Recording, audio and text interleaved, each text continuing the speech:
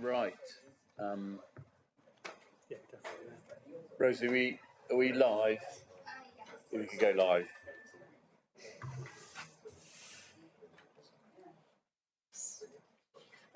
Hi. So, welcome everyone to the executive for the 6th of March. Sorry, a few minutes late, so let's just crack on. Minutes. Are you happy for me to sign those as correct record of the minutes of the meeting held on the 23rd of January? Are we all okay with that? Yeah, thank you. Item 2, urgent business. There is an item of urgent business. Darryl, I think, has just put the printed paper. I think it was emailed around about 5 minutes ago, and that has literally just arrived there. We will take that, but we'll take it at the end of the meeting because it's an exempt item. And also, if we have a break, sort of halfway through, then that will give people the opportunity to look at it and see what they think on that. Right. So, item 3, division of the agenda. There are some aspects, particularly in the capital programme, that are commercially sensitive. So, if people want to discuss that, we would have to divide the agenda at that stage. Otherwise, we can just go through as was. Item 4, declarations of interest. Members, any declarations of interest on items on the agenda? Nope. Excellent. 5, public question time. There is a question, isn't there? No, and Dan was going to answer that, but unfortunately Dan has had to send his apologies. Do we do apologies?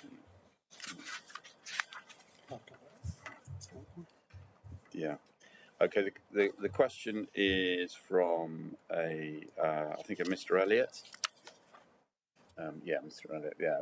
Would it be possible for the council to overreduce the site? So this is, for those of you that don't know, this is referencing the site in Kingsbridge known as Locks Hill. Those of you that know it better, it's if you were going up to the rugby club, just on the right as you're going up that road. And the answer I'm going to give is there are outstanding legal proceedings relating to the site, and in view of this, we cannot comment on the specifics and any future use or ownership of the site at this time. So sorry about that, but I hope people understand that we don't want to prejudice our position in any legal proceedings. Right. Is Mr. Elliott's not here, is he? No. Okay. In which case, move on to agenda item 6, executive forward plan. You've got it there before you. Members, any questions on that? No? Are we all okay with that? Good. Do we need to take a... There isn't anything we need to say about that, it's just for noting, isn't it? Central recommendations. Oh, right. Oh, that's on the...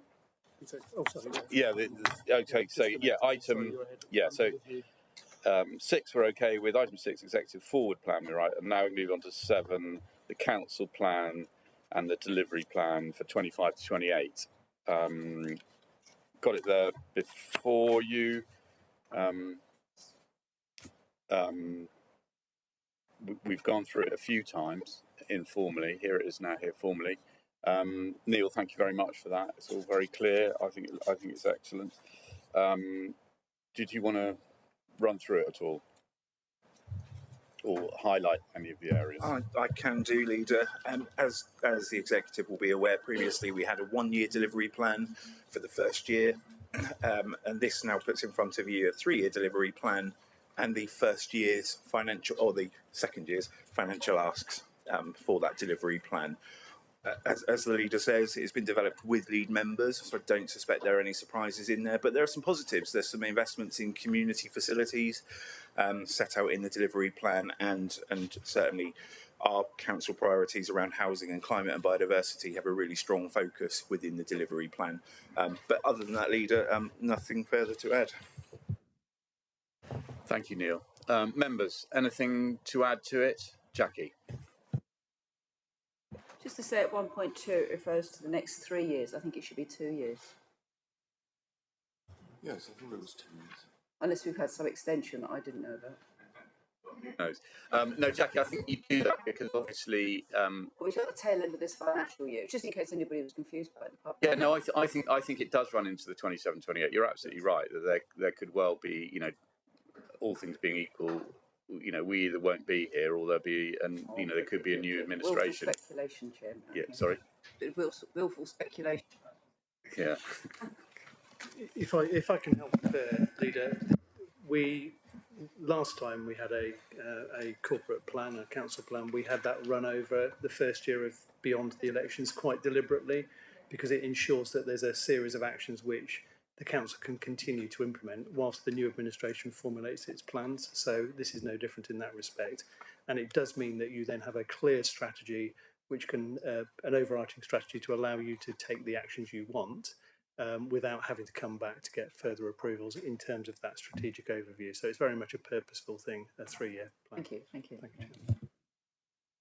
Yeah, just on that, Jackie, I mean, I would hope, and one of the achievements I think that I was certainly trying to do is that the council, whatever the administration, would run quite seamlessly. Obviously, there'd be different priorities, but I would hope that you know, if a new administration came in, they would be able to run with many, as we did with the previous administration, to be perfectly honest. Which you know, I mean, we've got one coming up here, St Anne's Chapel. I mean, that was from the previous administration. So yeah. Anyway, any more on that? I mean, can I just thank officers and Neil in particular for doing that? I think it's really clear. We know what we need to do now. And it would be interesting to see. I see Jonathan's here from Overview and Scrutiny. I mean, it'll be Jonathan's job to make sure, you know, hold our feet to the fire that we're actually delivering on that. You know, you'll get the KPIs and you'll see whether we're doing what we should be doing. I'll certainly do that. All right. Look forward to it. Look forward, Jonathan. Thank you. Nikki. Thank you, Chairman. So I think it's an excellent plan. And I think the aspirations of this council are, as they have always been, high, and so we will continue to have really high expectations of ourselves and aspirations for our residents. Having said that,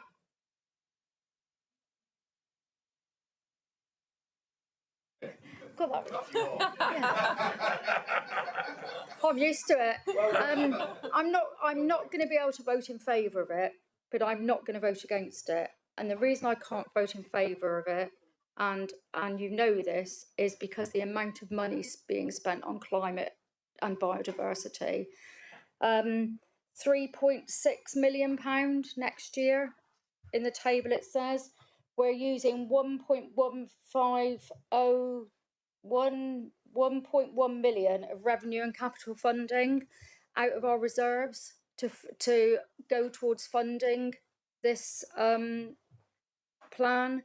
That concerns me that we're using money out of reserves. Although I know that we won't be able to go below Lisa's threshold because that just will never happen. So there's just a few comments I'd like to make. Primary aim 1 of climate and biodiversity, striving to achieve a 12% reduction in CO2 emissions across the South Hams with a 40% reduction in 4 years. I just wondered, are we on target for this? That's my first question. Do you just want me to give you all my questions? Why not, Nikki? Yeah. Okay.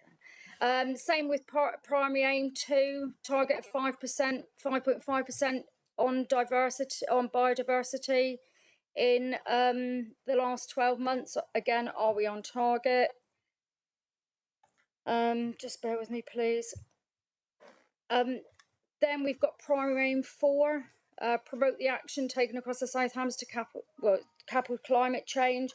I think all of these targets in primary aims 4 and it is all 4, sorry, that Councillor Dommett is in charge of, which is net zero. This is how we should be tackling climate change. This is more leading by example than spending money. Although some of these things will cost some money, in what are in primary aim 4, they're more, I feel, sort of leading by education. And I think that's how we should be. We should be educating people on how to cut their emissions. As a small district council, we can't possibly solve the climate change crisis. And I don't think that's what we're aiming to do in this, but we've got to be realistic. The money we are spending on climate change is far, far too high. And I think we need to have a serious look at how this money is being spent, and a serious look at should we really be taking money out of reserves to prop up this excellent council plan, whereas actually the £1.1 million would not have to be taken out of reserves if you didn't put £3.5 million into climate change for next year. So I think we really do need to look at that. I go on to the housing one. The housing priorities are exceptionally good, and we've got a report later on in the agenda that focuses on housing, and the work being done by the housing team with Councillor O'Callaghan is excellent, and I think it's exemplar. And I think we should be, as a council, we should be really proud of how we handle housing in the South Hams. And I think we're moving into a different era now where we're starting to buy council houses, and this is helping residents who really need help. So they need help now because they're homeless, or they've got problems in their house with damp issues, or there's one part here where they can't pay their rent, so we're helping, or they need help with a deposit for a flat or whatever. We're helping. These are things that help residents on the ground and help them now. Whereas, although climate change is exceptionally important, and I'm not against climate change at all, I've got 6 young grandchildren who I want to see grow up in a really healthy and sustainable environment. But we need to be realistic, and residents want help with the things that really matter to them. Like if they're not in a house, what do they want? Do they want help with the housing, or do they want a tree planting? Well, I would think they want help with the house. So we need to I think we need to look at reprioritising where we're spending our money. I haven't finished yet. I need to scroll. Take a breath, Nikki. Bear with. Oh no, you might be right. Actually, I haven't got any more notes, but I'm going to.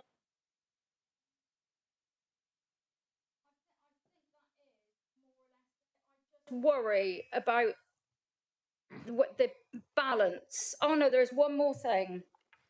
There is in here in C.2.1 community forest land acquisition, £2 million. Seriously, come on, guys. We have a housing crisis. I know that unfortunately housing isn't our number one priority anymore.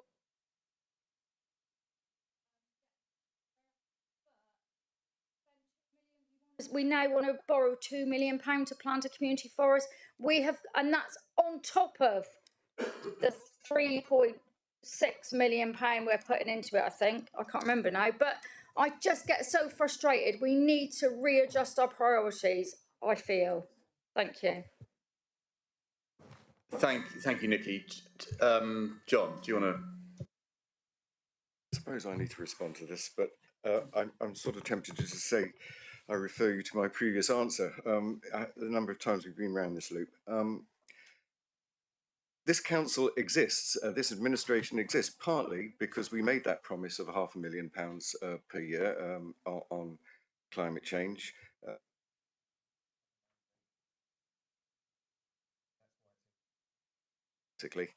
And there is a need. It represents a very small percentage of the council's total budget, and given the size and the emergency that we're faced with, I don't think it's an unreasonable thing.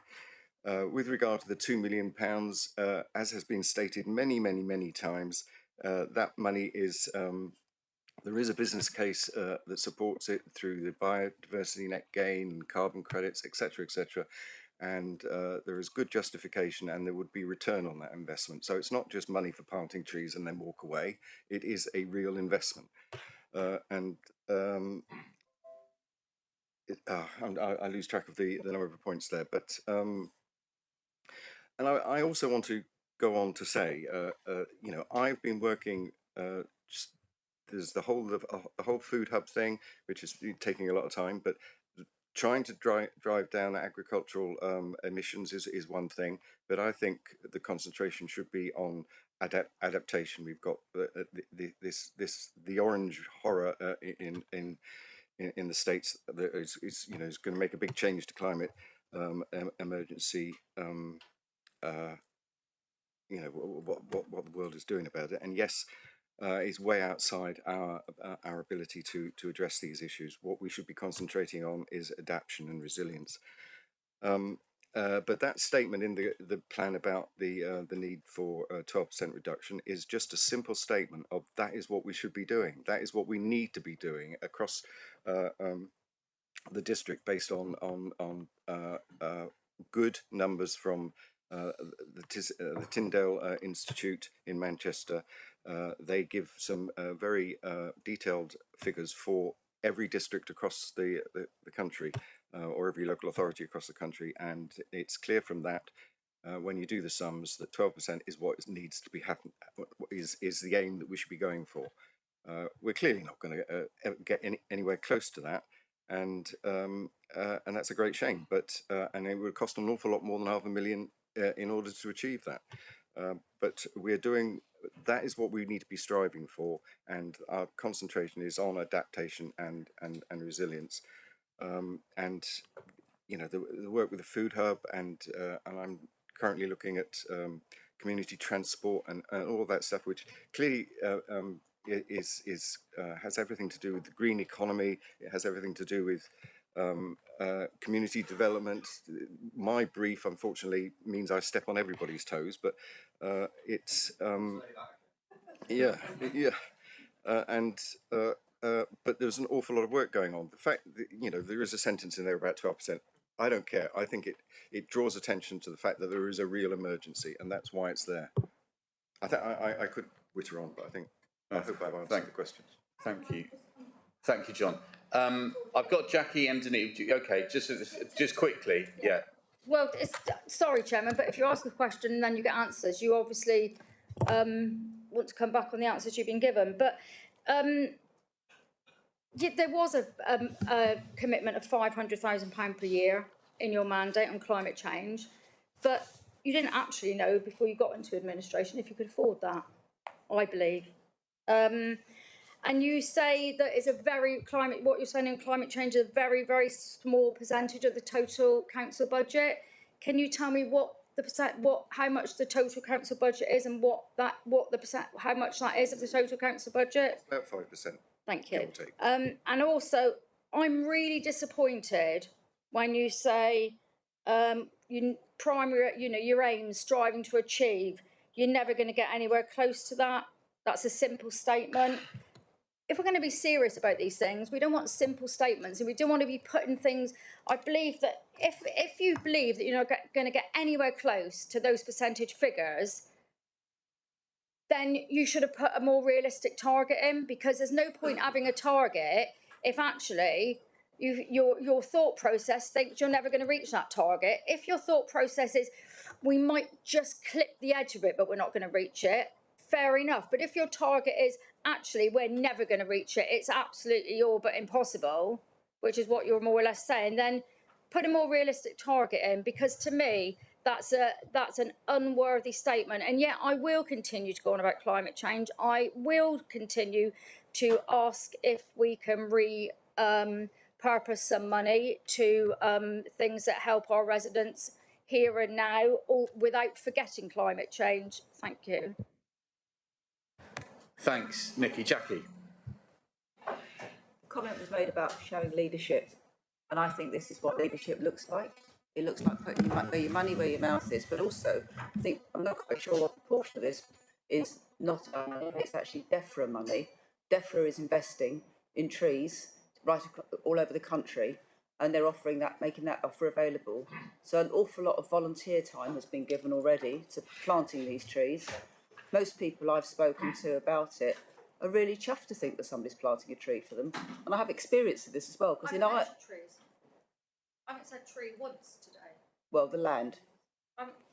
The land. You talked about the land. I mean, what the land was being used Jackie. for. You just All say I was what you going want to say was that, Yeah. you know, I was in Ireland in the millennium time, and Ireland, the Irish government put money aside to plant a tree for every person in the country, and they managed to do it through all the volunteering that kicked in, and people really value that, really value it, and I think it's, you know, this is, and so we decided to do it for here. I just thought it was brilliant, and people do love it. They love the thought, because not everybody's got a garden, not everybody can do their bit, but to think that part of their council tax they pay is going towards this, and if they can, they go out and do volunteering to actually plant some of the trees. I just think it's a really good win-win, and I think it's given an good example. But the other thing is, in terms of housing, I wouldn't like to be in a house that's been flooded in the last few years through climate change. I wouldn't like to be in a house that's been burnt out, like they have in America. I mean, what's going on in America is something else, and you can't say they don't know that they've had wildfires, and that is about climate change. But we are on a tipping point. We're really close to the edge here. I mean, we know that we've had, you know, consecutive hot summers the last couple of years. And one thing about trees, they do actually fairly quickly respond to that. And the more we do of that, the more we've got a chance of actually turning things around. It's not going to happen overnight, but this is all part of what it looks like. It's doing things like that, and it's doing all the other things that we're doing about energy efficiency, encouraging people to switch their car to an EV, and all those things. And I just think to keep on bringing this up at every meeting, to be frank, like a track record, it's really annoying, actually, and it's totally unnecessary, and it lets us down as well as an executive. So I absolutely support what's going on here with all the net zero and the climate change and the biodiversity measures. I think it's something to be really proud of in this council. Thank you, Jackie. Denise. Yes, thanks very much. And yeah, it is possible to do two things which help the community as a priority at the same time, a bit like playing the piano or something like that. You know, it's not a war, much as some people might like to think it is. So we try to do our best for our communities in every area. Thanks for your words, Nikki, about housing. You know, got an excellent housing team, and we're trying to, you know, deal with the affordable housing crisis. The climate issues are intertwined with the housing issues, as has been said, in the sense of you know, trying to make housing climate proof, as it were, and also intertwined with the cost of living, trying to, you know, make houses more energy efficient as well. And just if you're comparing, you know, budgets, just to point out, DEFRA has been mentioned as coming up with a lot of money for the tree planting. I don't think the budget for housing is including the home upgrades grant money from the government yet, because it's not been allocated yet, because it's the end of the financial year. So it doesn't necessarily show a complete and true picture if you're comparing, like, you know, like climate with housing budgets in that way. So just to point that out, that some, you know, a lot of housing money comes in the form of grants, central government grants, and some of that hasn't come through. So just to make those points, yeah, that's so really just to back up what John and Jackie was saying, really, that it's, you know, I'm happy that we're doing all we can to combat the affordable housing, and I know Councillor Hopwood is a champion of cost of living, so we're dealing with that as part of both agendas on the climate and the housing. I just, while I'm talking, I just wanted to ask a very specific point. It actually is on climate biodiversity.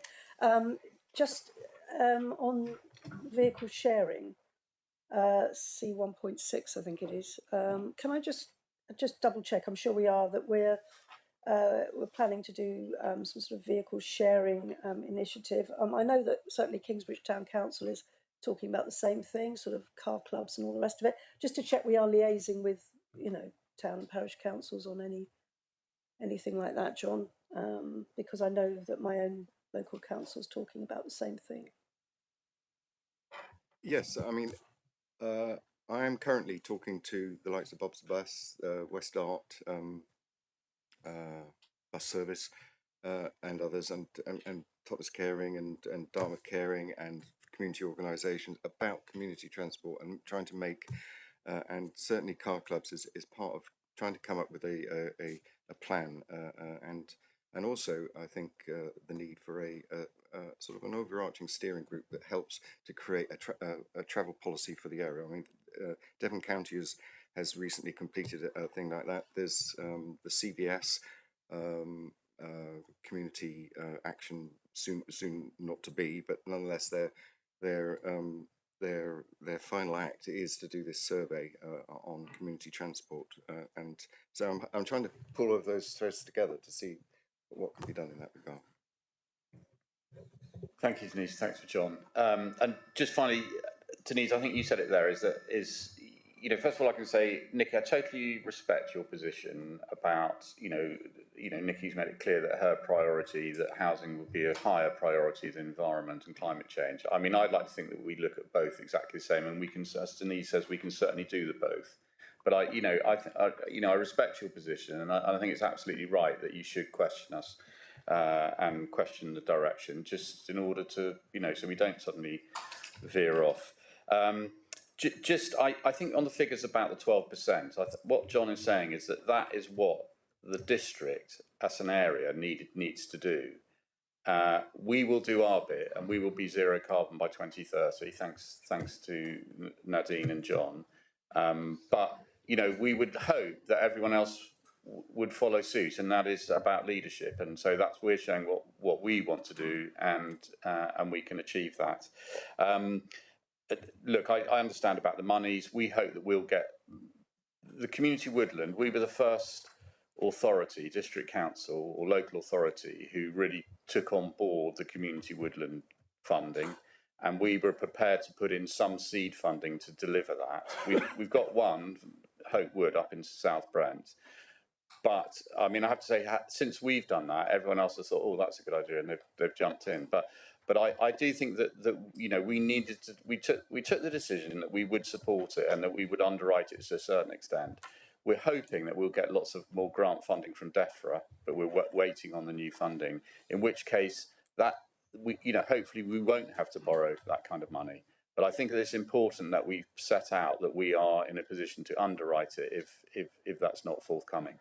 And yes, as Denise says as well, I think that those figures on housing, we need to, we may well get extra grant money, hopefully from Homes England as well, as a disabled facilities grant. So that will go up, shooting up as well. So it will be a lot higher. Anyway, but, it's good to debate these issues. And I know we've had the discussions informally, but I think it's good to have it in public as well. So, look, I know Nikki's not going to vote in favour of it, but I will propose the recommendations as you see before, 1, 2 and 3. Could I have a seconder for that? Jackie, thank you. And all those in favour, please show. That's 6 in favour, thank you, Leader. And those against? And any abstentions? With 1 abstention, thank you, Leader. Excellent. Thank you. Right. So thank you for that. We will move on to agenda item 8, which is Denise, over to you. And Steph and Izzy. Excellent. Well, Steph's doing it. Yeah, thank you. Quite a lot in these recommendations. They've been reduced, I see, on the screen. Oh, then there's more of them now. So there's a lot of recommendations. Essentially, there are 3 strands in there. There is the looking at the obviously very large comprehensive housing strategy, looking at what we've been doing, and what we've been doing and what we've been doing well, and looking forward to what we're doing the action plan for next year, as regards trying to help our residents with their housing issues and help the homeless, and liaise with Live West and the other housing associations and all the many things that the housing team does.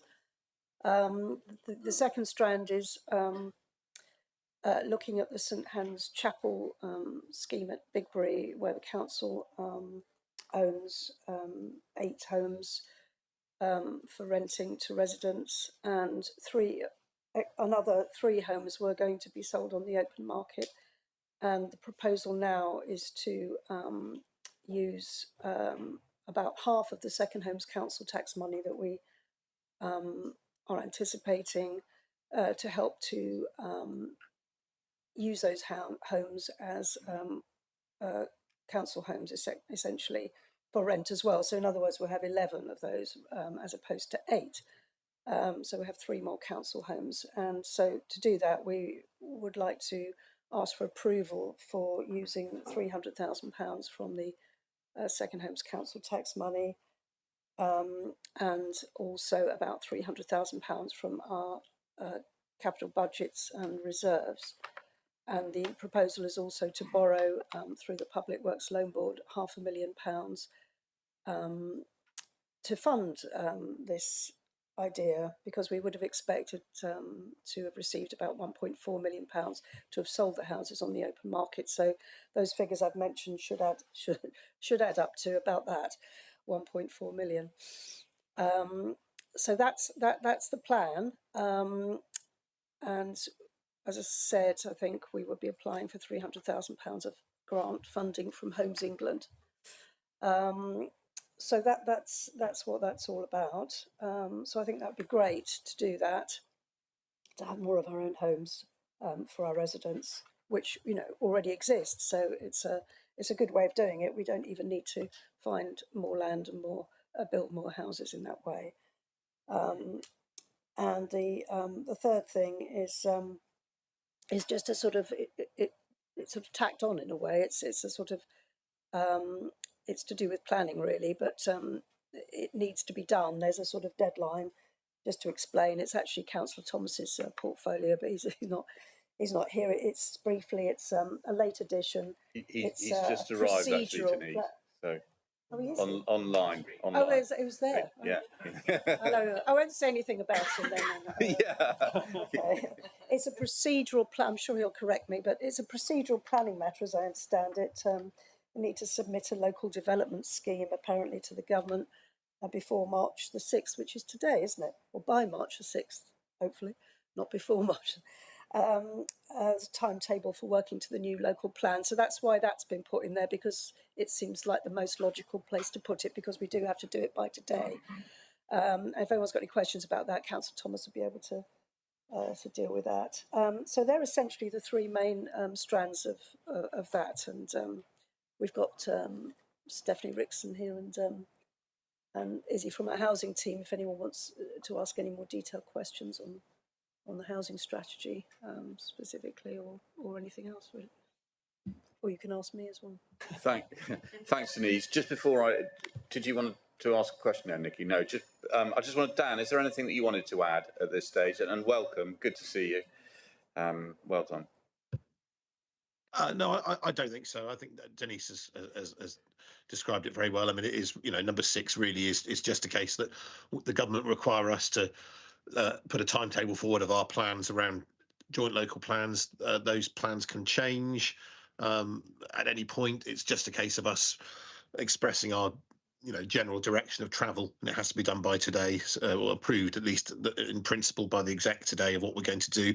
So as you can see, we've asked for a delegation with Mr. Brooke and myself. I'm happy to involve any other executive member in that process if they're particularly interested, but otherwise I think it's really just a box ticking exercise, Leader. Thanks, Dan. Member Jackie. I just wanted to say this is a really good news story. I mean, I think we kind of know anyway to have had what we've had already at St Anne's, but to bring it up to all of the extra houses is just fantastic. And I think it's just, it's what I wanted to do ever since I joined this council, was to bring council housing back into our ownership and deliver social housing. It's the only real way to do it properly and know that we can do it decently, because a lot of the local housing associations, because of all the funding challenges of the last decade or so, have ended up with some pretty poor and shoddy homes, actually, for people where they haven't been able to repair. A lot of my time has been spent going to people's houses and being there when the repair person comes round to just witness that there's mould here and mould there and all the rest of it. And it's out of our hands when it's a third party, but if it's our own, I think we can actually, in this one, we're really delivering good quality homes for people that really deserve it as well. A lot of people have waited a long time on that housing list, so I think it's excellent. Well done, everybody who's done it, made it happen. Yeah, thanks, and thanks, and thanks once again to the housing team, because it's a simple idea, but it's a really good idea, as often the simple ideas are. Just to add, there has been some sort of confusion, perhaps, about the intention for who's going to be the proposers, who's going to be living there. I think in 2.9 it says that the proposal is to accommodate 3 more local families with a local connection to the area. Just to confirm that, because I think there may be a bit of confusion about I think some people may have mixed it up with the local authority housing fund temporary accommodation initiative, where some of the properties are earmarked for refugees initially, certainly, and then they can be used more flexibly, but this is separate to that. So I want to stress that the idea is that these extra houses will be used in the same way as the existing ones for 3 local people with a local connection, just to clear up any confusion about that. Thank you, Denise. Nikki. Yeah, thank you.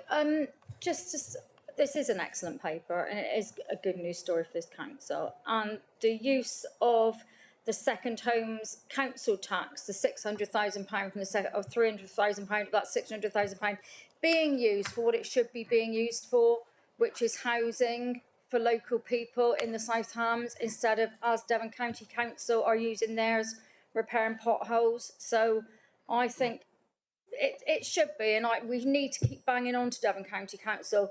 That second homes council tax money should not be for repairing roads. It should be for what has brought it in is for housing, and this is excellent and an excellent way of spending this money and how it should be spent. Thank you, Nikki.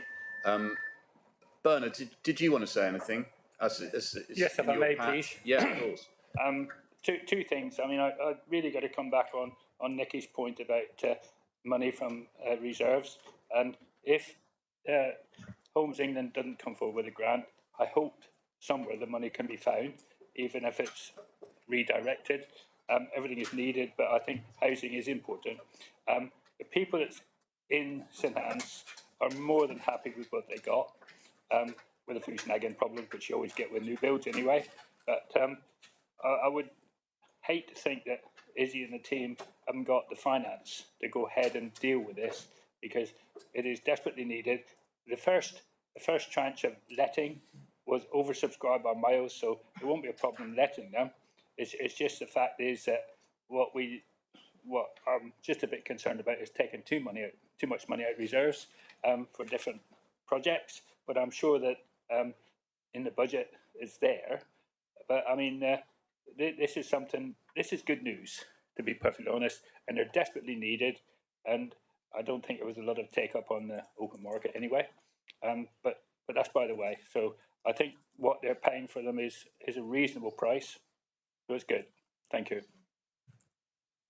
No, thanks, Bernard. And I think you can rest assured that if we don't get the money from Homes England, we will find that money from somewhere. So, ideally we get it grant funding from government, which is, they're doing their bit, and then we'll do ours. But I don't think you don't need to worry. If we don't get that Homes England money, we're not going to say, oh, we're not going to do it. No, we will find it. And secondly, can I also, Nikki, I think it's really important to highlight the fact that we've used the second home council tax money, because council tax bills will be arriving on people's doorsteps, and inevitably you will get a lot of second homeowners who will be very unhappy that they're paying this council tax. And I understand that, but I think that we have to show to them that we've got that money and we are using it to invest in the housing stock for local people. And I think it's great that this council unanimously supported that way forward, and absolutely we will keep pressure on county to make sure that they look to spend their considerable amount of money from second home council tax in the region of £15 million on housing as well. Not only because it's the right thing to do, but also because I think in the medium to longer term it will save the council money, and they need to be more strategic in what they do. Anyone else wish to come in? No. Well, it's great news, and thank you to Steph, thank you to Izzy for all that you've done. Nikki. Sorry, what I didn't was the housing strategy review. I think that's an excellent piece of work. And I, as I'm clipping through now, I just forgot to mention it earlier. I've read through it, and you know, this team works so flipping hard to deliver for our communities, and the strategy is brilliant. There's nothing. There's just doesn't seem to be anything missing out of it.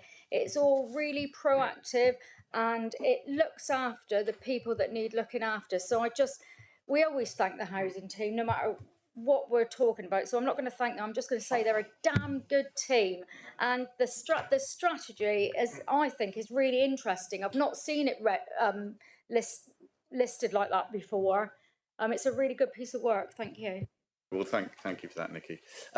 Right, Denise, did you want to? We've got the recommendations up there. I think there are 6 altogether. Do you want to propose those? Yes, please. Yes. Someone second those? Yeah, John. All those in favour, please show.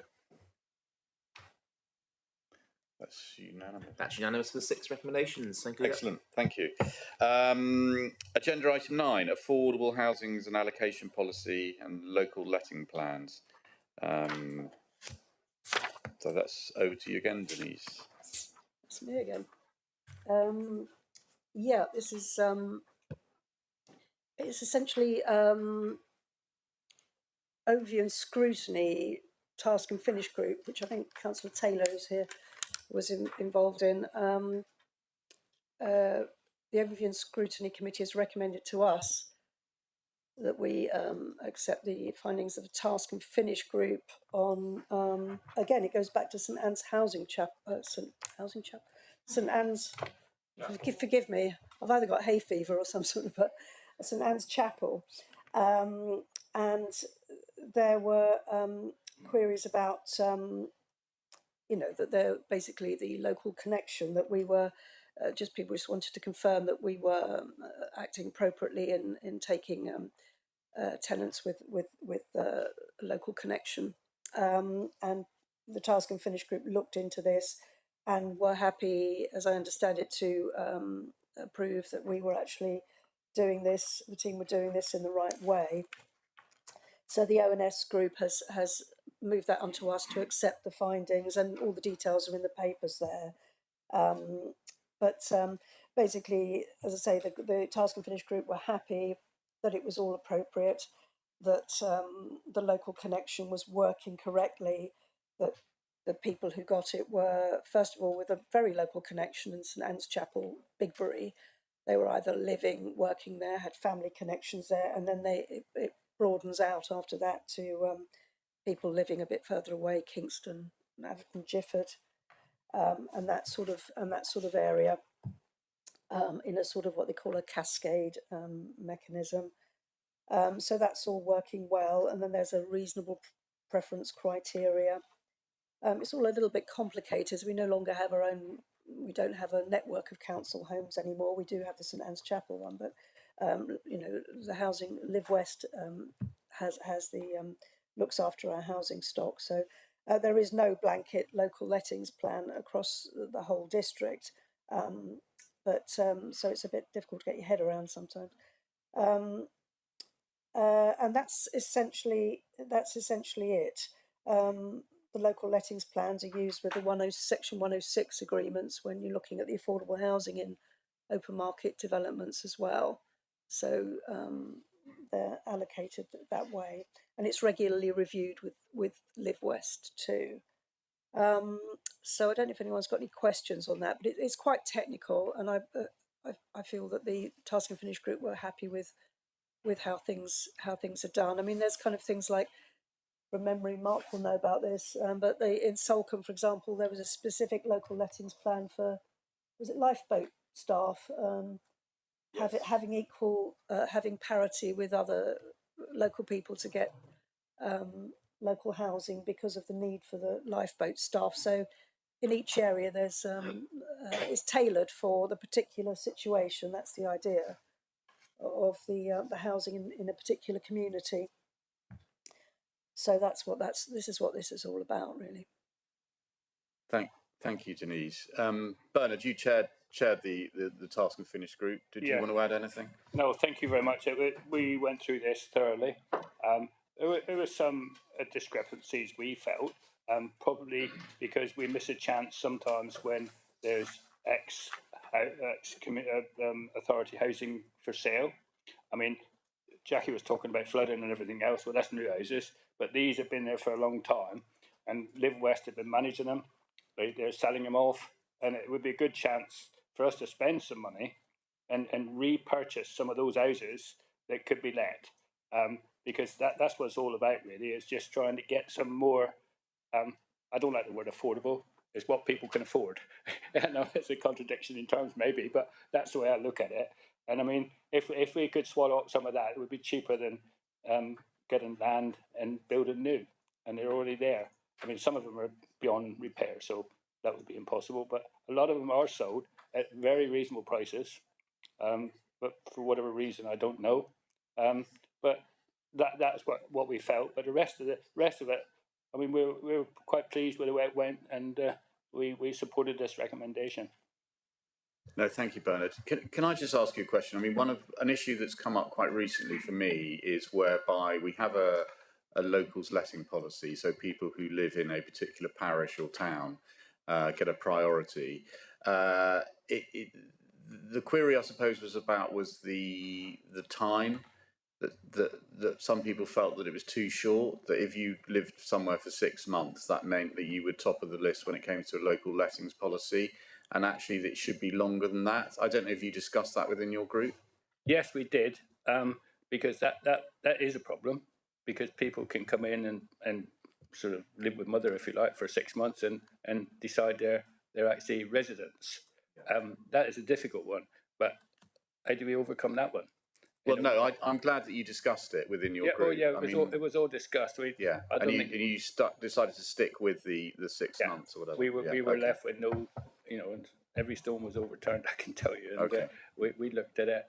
A lot of creepy crawlies came in from underneath, but we couldn't deal with all of them. No, okay. No, well, I mean, the bottom line is we just don't have enough housing to allocate. That's the real problem. Back to Nicky's point about the 2 million. Yeah. No, absolutely. All right. Absolutely. Thank you. John, did you? Just a question. I mean, doesn't Devon Home Choice have an allocations policy that says that if you have to live there for a certain time, you've got to have had a job, and then if there's nobody locally that fits that criteria, you can go further out. I mean, isn't that a policy that could be adopted in these circumstances? Izzy, do you want to take that?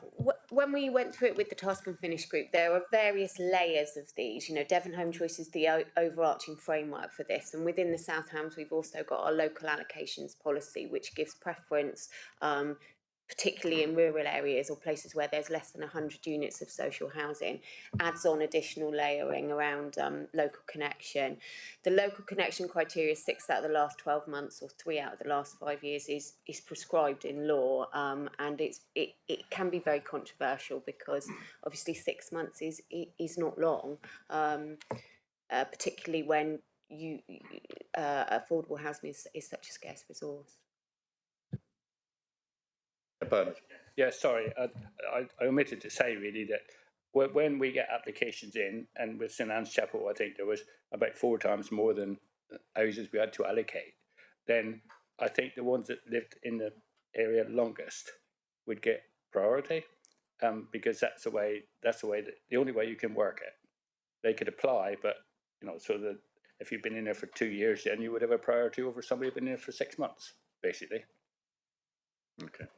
No, thank you. Well, I know it was, as with all these things, it wasn't uncontroversial, but, we've got families in there now, so and that's the main thing.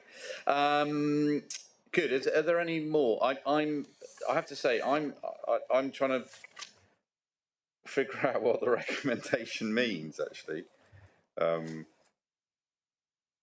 If someone could explain that to me. Yeah, I think it might be the wording, looking at it, because it looks like it's a recommendation to the ONS, doesn't it, to the Overview and Scrutiny Committee, but it should probably say the executive recommends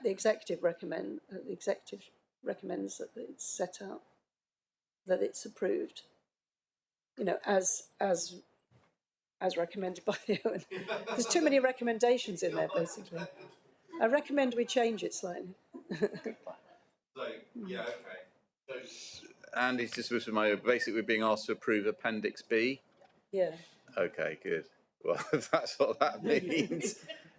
Yeah, it looks like it's a recommendation to the Overview and Scrutiny Committee. Yeah. It's from the Overview and Scrutiny Committee to us. That the Overview recommend to the Executive that the recommendation set out in the allocations is approved. So they're recommending to us that we approve it. Okay, good. Yeah, and we're happy. Well, I'd say that. Are you happy to move that? I think so. Yeah, and I recommend that I am happy. Yeah. Okay. And I will. I'll second that. So can I see that all those in favour, please show. Lovely. That's unanimous. Thank you. Thank you. Thanks, Izzy. Agenda item 10, supporting South Hams markets. John isn't here, I'm afraid, but Chris is. So, Chris, sorry, do you want to sort of lead and introduce this, if that's okay, or I don't know if someone else does. John asked me to, but did he? Oh, okay. Well, no, John. No. I mean, John, I'm sure Chris will do a better he failed to tell me that, so I'm not saying. Okay. Yeah, I'm sure Chris will do a better job than me. So. Thank you. So this is a report that sets out the current situation with our markets in South Hams, and some of the things that we're doing or putting in place to address our markets and to help bolster them and to grow them. So there's some work that we've already been doing around awarding grants to market traders. So over the past 3 months, we've awarded 33 grants to market traders across South Hams, and that's from all of our markets. So although Totnes were very keen to engage with the process, shall we say, and a significant number of those have already been paid out to market traders. That was for things like upgrading their gazebos and their stalls and things like that. EPOS, so the electronic point of sale system, so that they can take card payments and things like that as well. So there's been a range of different things that they've been able to get through the support that we've been providing to them. So we've also been working, so my team have been working with Stuart Noyce's team in operations, with Emma Foster, who currently oversees the operational side of our markets, to make sure that the policies and sort of documents that are used to get market traders to sign up with us are good, and that they actually work for the market traders. So it's a simple process for people to get signed up. And over the next few months, the work that we're doing is focused around supporting getting new and existing traders to take on space in Kingsbridge and Ivybridge. So hopefully that's set out in this report. But if anyone's got any questions, I'm happy to answer them. Thanks, Chris. John, did you want to add anything? Well, not really. I mean, other than that, this is an excellent piece of work, and it feeds directly into to the whole business of trying to support local traders and build the green economies and all the rest of it. So I think it's marvellous what's happening. Yeah, that's all I've got to say, really. Thank you, John. Nikki. Thank you. So I'm glad that we're trying to boost our market, our 4 markets, because I think the only really successful one is the Totnes market, and it's excellent, but it would be really good to see Kingsbridge and Ivybridge and maybe Salcombe, I don't know, get on a good footing and sort of use the same maybe standing as Totnes has got and learn from them to improve what they offer. But I would like to, I know you're concentrating on the markets we own, but I would like to see us as a council go out to village halls and offer them some sort of help with setting up markets in village halls, especially with the £1,000 that isn't our money. So it's, I forget where the funding's coming from, but I know it's not council money, so that's, you know, that's brilliant. Let's use this money because it's coming from, it's not going to cost our council taxpayers anything. And £1,000 can go a long way to helping set up a market stall and helping to trade. So I don't know if there's sort of some standard template we could set up and send out to all our villages and say, if you want help with setting up a store, you know, setting up a market, and you know, we can offer some sort of guidance. And you know, for anybody who wants to open a stall and continue to trade, there's the incentive of this £1,000. I think it would be really helpful. It would help with climate change because it would reduce food miles, and it would also encourage local people with local goods and local produce to come to these markets. There are some really successful ones in the South Hams and on the outskirts of Plymouth, but I think there could probably be an awful lot more. Just people just would like a bit of guidance to know how to set one up, and especially with this offering of this money to set their stall up and buy everything they need to make an attractive looking sales pitch. Yeah, Chris, do you want to? Yeah, so we have been encouraging sort of food and drink producers in particular to that if they are interested in setting up and becoming a market trader, we link them in with our wider business support program for businesses that are starting up, but the grants have been available to them as well. So, but I completely take on board your point about promoting it out to the villages and what have you. So. Can we just be reminded where the money's coming from? Sorry, I've forgotten. It's UK. This is actually Rural England Prosperity Funding that came via DEFRA in parallel with the UK Share Prosperity Funding. Jackie. So I think this is excellent. I think I think markets really make a difference. Certainly, you know, having the good fortune to live in Totnes, the market is fabulous, and so many people just really enjoy it and come there especially. But I think it's something that we need to look at why the Totnes market is successful. And I know that our team who've been going around, and certainly they've been coming into Totnes, the CEP team, and I've been to some of their meetings. They're really looking at some of that analysis, and that's really interesting. But I just wonder if there's sort of like even a broader brush that could be looked at as well to try and, you know, build the success of the other ones off of what's going on in Totnes. And I'm thinking about, you know, the climate change festival that we're supposed to be having next year might be an opportunity to think about some big market initiative that could go on. I mean, as I said before, I mean, I lived in Ireland. There used to be these Scottish West Cork slow food festivals, and that would be reflected in a number of different places. And you know, that's quite a big international sort of movement actually for high quality food. It started in Italy, but there's some things like that. Maybe we could use our festival next year about climate change to make the key point for local food. As has been said, you know, it saves on carbon miles as well as, you know, it's good quality local food, and it really helps a lot of local people to supplement their income if they can find a market stall to just, you know, once a month or something go along and just sell off their gluts. So I think there's some interesting ideas that could be looked at, you know, to just build off and help others to just see that maybe not just inviting people to come up and put a stall. You've got to kind of drive it in a certain way and give a bit of a theme, and then you get a bit of rent a crowd, and that kicks it off. I mean, the food market that's happened in Totnes from time to time, I mean, that was lost at one point because it used to be up in the Civic Hall, and then that's come back to the third Sunday of every month. Not a terribly well-known one, but the people who come to it do know of it, and they're regulars, and it does very well. So again, once a month isn't such a bad thing for very small producers of high-quality food. So it's, you know, it's allowing for that because not everybody can run a stall every week. Thank you, Jackie. John. Well, a couple of questions, if that's okay. It was discussed at the previous, you know, sort of informal exec about who owns the stalls and the gazebos and etc. And when I was last in the Totnes market, apparently they all own their own, don't they? Yeah. So, but for occasional traders, is there any is there any plan or is there any possibility of our owning and sort of renting them out so that people can, who don't have the facilities to store them and etc., we can provide a pitch at a reasonable cost? I'd be happy to explore that as an option. Yeah.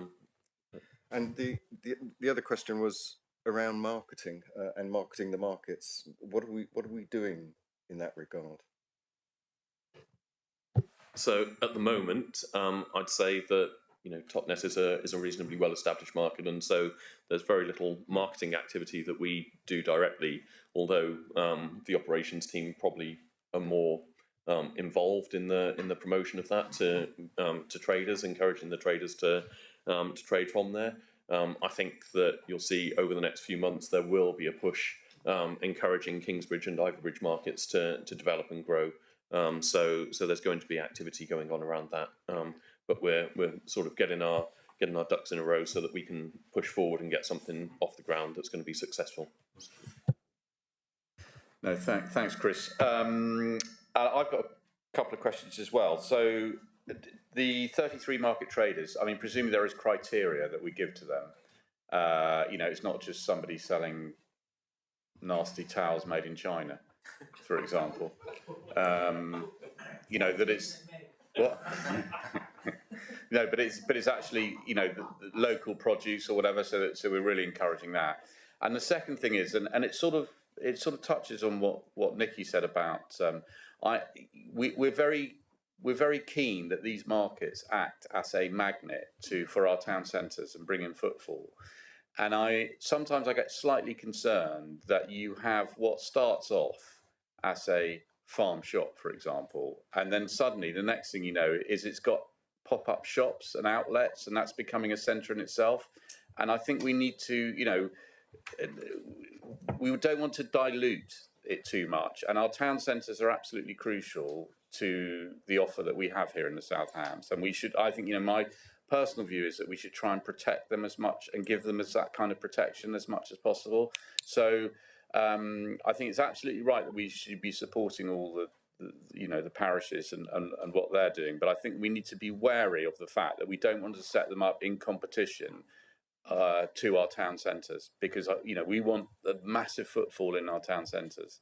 And if I may, that's something that we're also very conscious of within my team. So part of the work that we're doing is going to be engaging with the businesses that are already existing within the towns, and trying to find a way that we can make sure that the markets and the activities that we develop are complementary to the existing businesses in the town, and so that they're not competing, and so that I would want us to get to a position where the markets are effectively driving footfall into the towns that benefit the wider economy and the other businesses within the town centre, and not just the market stall holders on the days that the markets are operating. So that's kind of where we're aiming. But it's a difficult thing to balance. I'm not going to lie. If you've got someone who wants to sell cakes, then they're competing with every cake shop that you've got in the town, for example. And so you do have to be quite careful. But yeah, it is something we're conscious of and looking at. So. And more than that, I mean, do we proactively check our farm shops and such like? And it's not just farm shops. I mean, there's that. You go to that one just outside of Brixton, between Brixton and Plymouth, the nursery, and I mean, crikey, it's like going into you can buy anything in there. And my presumption is that when planning permission was given, it was quite restrictive about the sorts of trades they can do, and I think that they've rather overstepped the mark, and so as a result, people might go there rather than to the town centre. That's not something that I've looked at or my team have looked at, but I think that we could potentially liaise with people like Ian Luscombe's team and speak to them about how we could start looking at making sure that that the businesses that are trading under that banner are doing what they say they're going to do. So but I'll put some thought to that and try to find a solution. Thanks, Chris. Jackie. I mean, we might need to bite the bullet a bit on sort of like pedestrianisation sometimes of areas, because high streets, if they've got the stalls literally running up the middle of the high street, that's got the people right in the town. And generally, when there's a market in town, in that sort of proximity, the traders all do really well, even though they might moan about it. If they look at their books, they've done well. And the early days of the Christmas markets in Totnes, a lot of the traders used to actually put a stall of their own outside their own shop, selling mulled wine and all sorts of odds and ends. But you know, it was a kind of a participatory thing. So it was a bit indistinguishable of whether you were at a market stall or whatever, or somebody selling something out of a rucksack.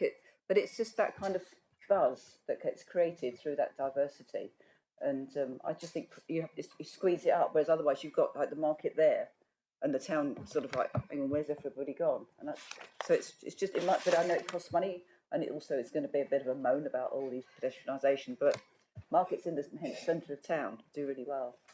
Yeah, just on that, Jackie. I mean, obviously we've got a, and it says here we've got something happening in Ivy Bridge, because I think it's really important that we all may have our own preconceived ideas about what makes a successful market, but actually we need to speak to the customers, to the people who are market stall holders, the town council, the chambers of commerce, to make sure that, because each town will have its own unique selling point. So, and I think it's really important, and Ivy being the first, I think it will be quite exciting to see what comes out from that. Yeah, Chris.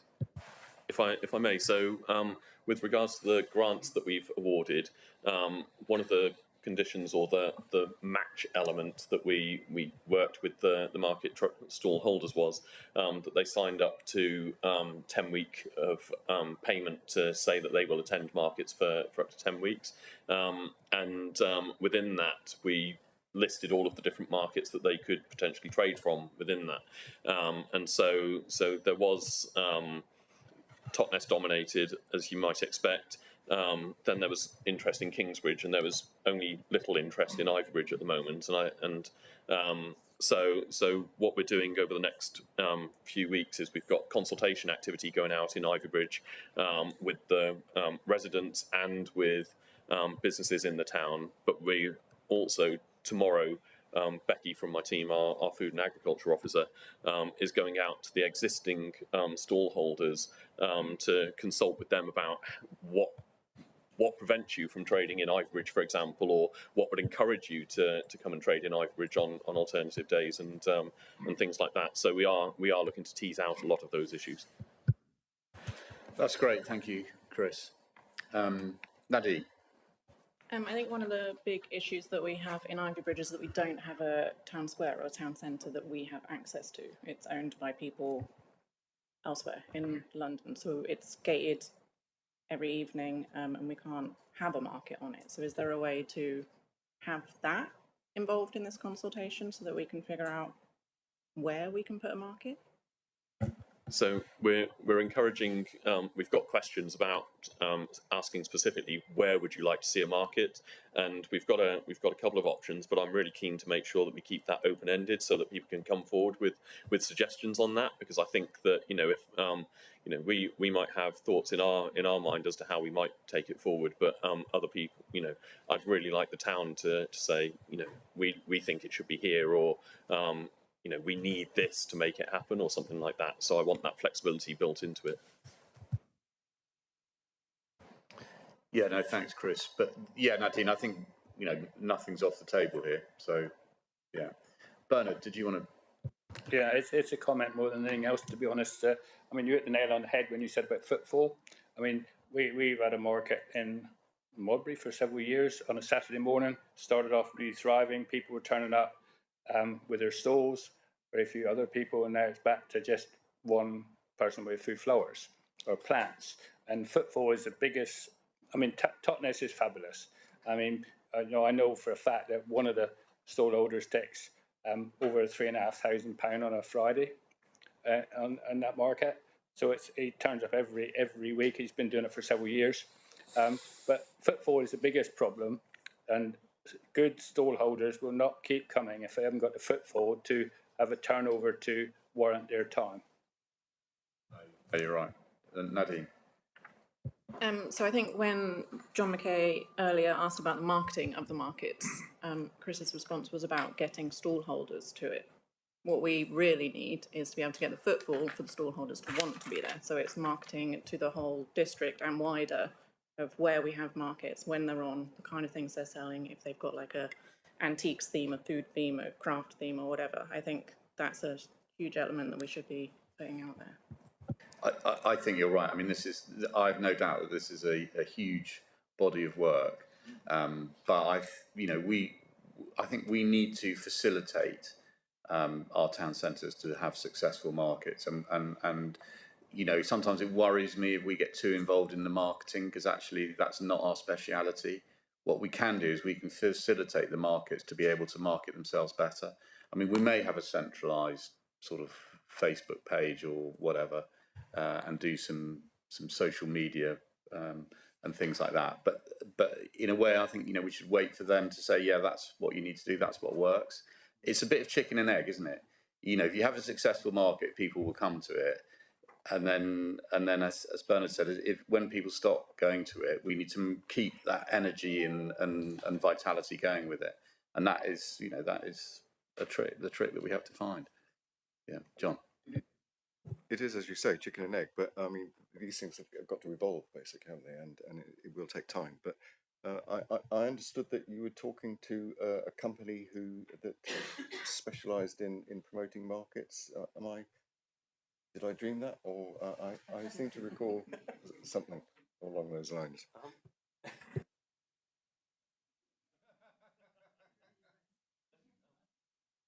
No, but as part of the wider project plan for Kingsbridge and Ivybridge, we are looking at a detailed comms plan that will sit behind that. And so whatever actions we take forward, there will be comms activity involved in that. So, yeah, and as Nadine rightly says, or Councillor Dommett, sorry, rightly says, it's not just about the market traders themselves. It is about the footfall and making people aware that they are there.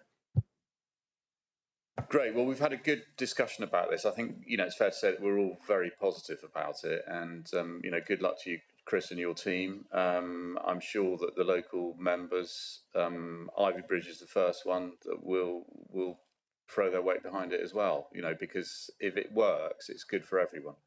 The whole economy of the South Downs will benefit. Right. So, John, did you want to propose the recommendations there? As standing for the other John? Yeah. Can I have seconder, Nadine, and all those in favour, please show. That's unanimous. Thank you. Excellent. Right. I'm suggesting that we just have a 15-minute break now. You will have seen the paper on the urgent item. So if you get an opportunity just to quickly go through that, that'd be good. We will be obviously discussing that, but that will be in closed session at the end of the meeting. All right. So I'll see you back at past.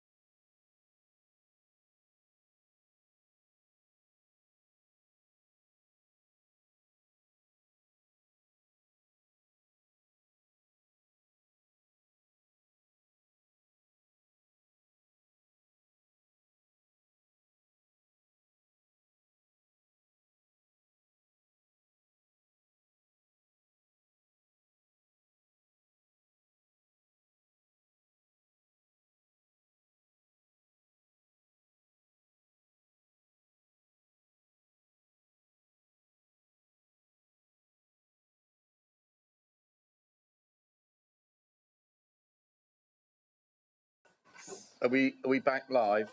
Excellent, lovely, thank you.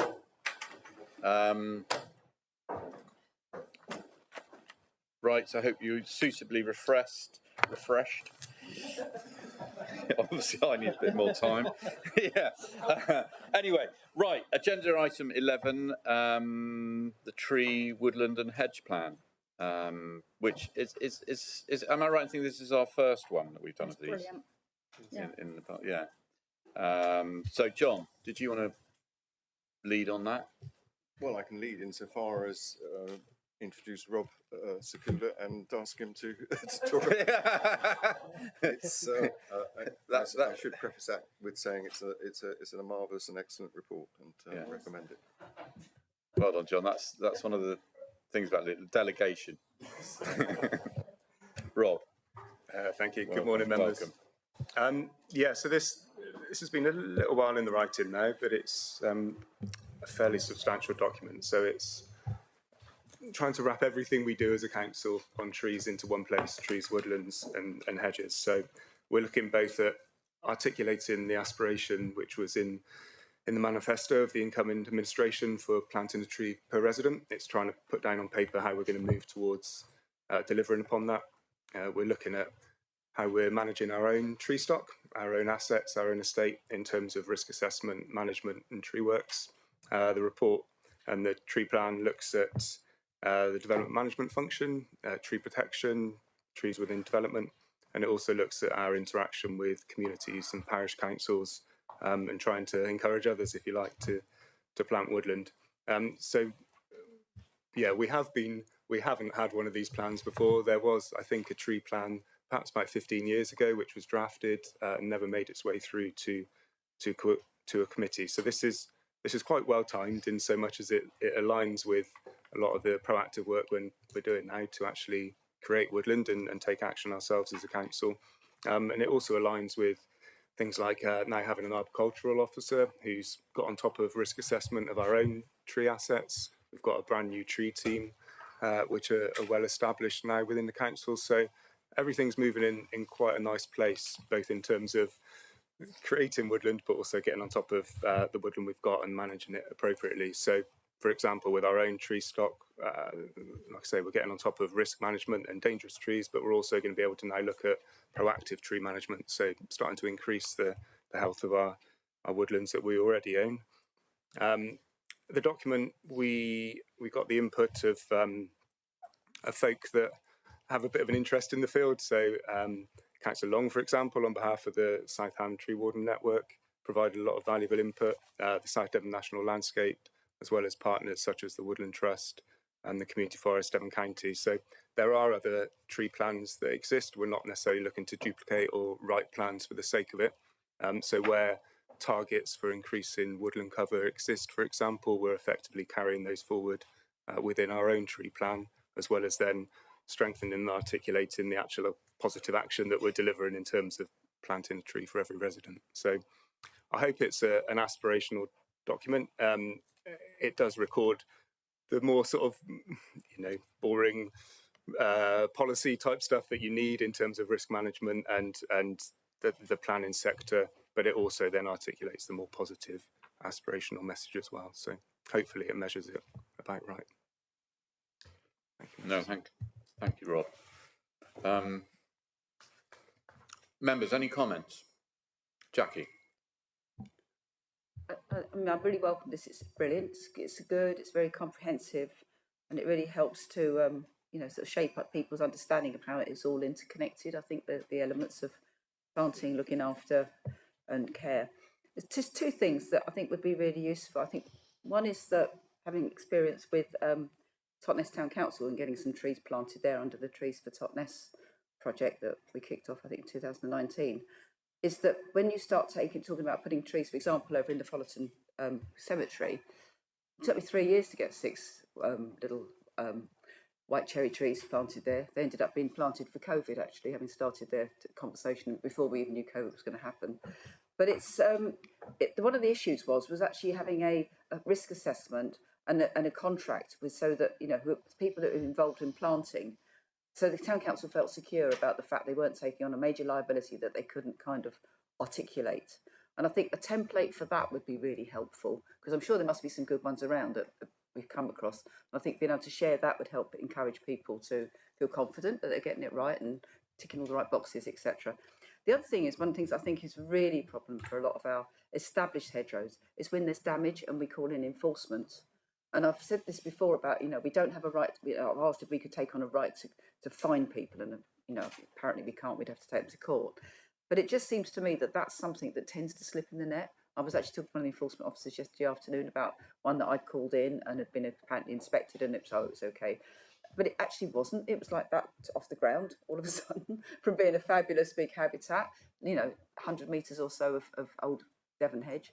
And I think those are things that, we've got to try and be, maybe when we do it, a little bit noisier about it as well, if people do get, taken to task over it, because it needs to start acting as a deterrent. Because I think a lot of people, we talk about Devon hedges, and maybe most of us in this room know what they are and the value of them, but I think sometimes people don't, and they just are a bit of that ratty old load of bits that haven't been properly managed for a long time.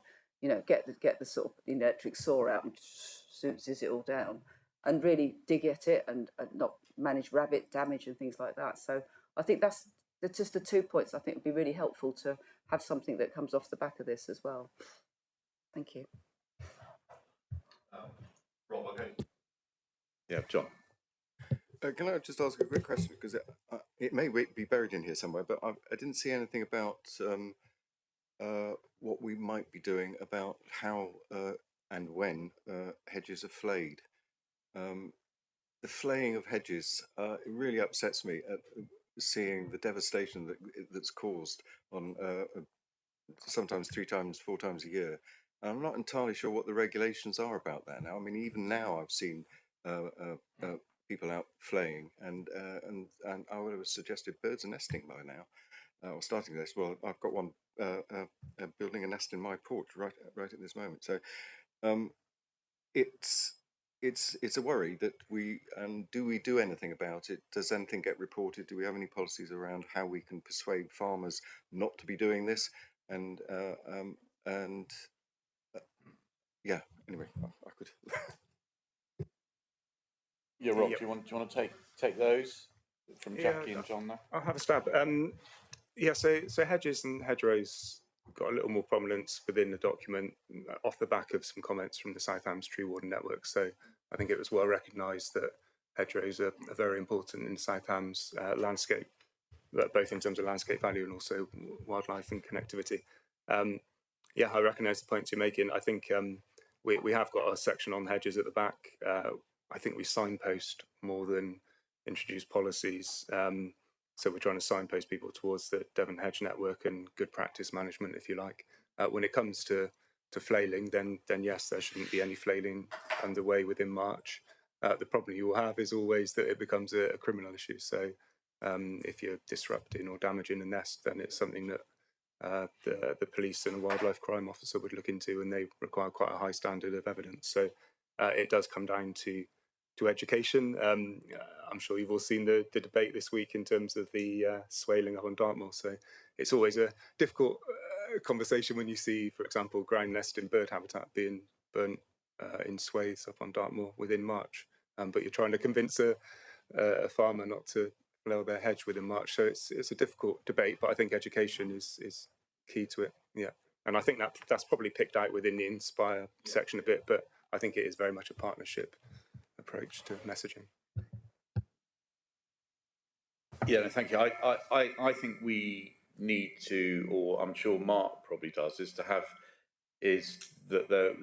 need to take sort of wildlife crime seriously, and that means the police need to take it seriously, because too often when we've seen it happen and it's been a criminal offence, not so we don't deal with it, the police just go, oh well, no, and they just let it slip. And I think we need to be a bit more militant about that and try and hold them to account, that they actually do, because it is, it's a serious effect. And part of our biodiversity challenge is that we need to stop that kind of destruction going on.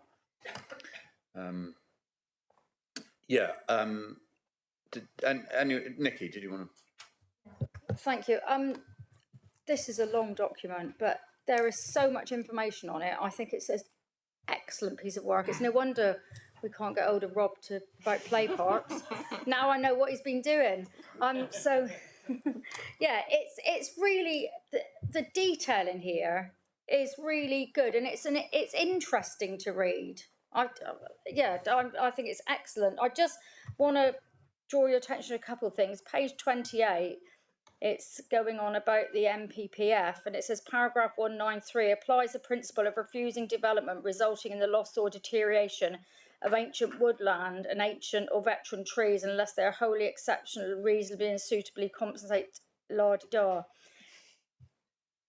That just is, if it suits, in my view, if you're going to do a large development and the tree's in the way, it's really strange how all of a sudden the tree can be felled. We've lost some amazing trees, big old oak trees right on the Plymouth border for this new road upgrade, and they really were fantastic oak trees, and it was visibly upsetting to see these 5 or 6 trees felled just because they've decided that the road must go through them, and I think anything that can protect these bigger old trees needs to happen.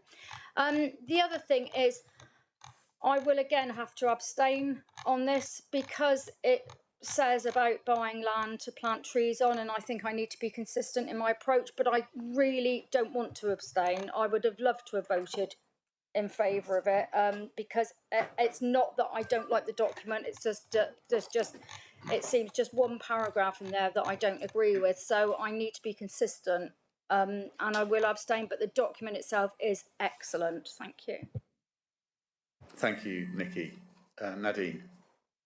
Is it worth discussing now or clarifying what we get out of buying land to plant woodlands on, like with the net gains? Can we share rather than go back over that, we absolutely, I think it may be a point of clarity. I mean, you know, Nikki's made a point clear, and that's absolutely fine, and but I think if we could share the business case for it. Yeah, well, we will do, and we will do that on a case-by-case basis.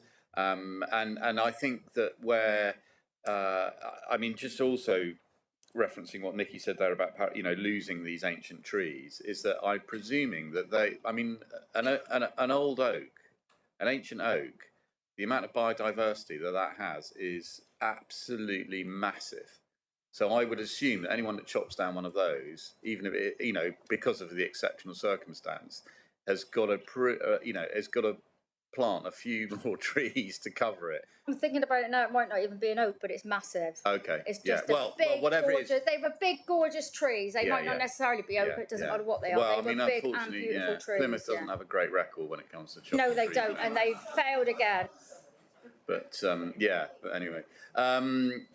But I think, Victor. I'll take Bernard and then Victor. Sorry, Nadine, you had your say. What? you on?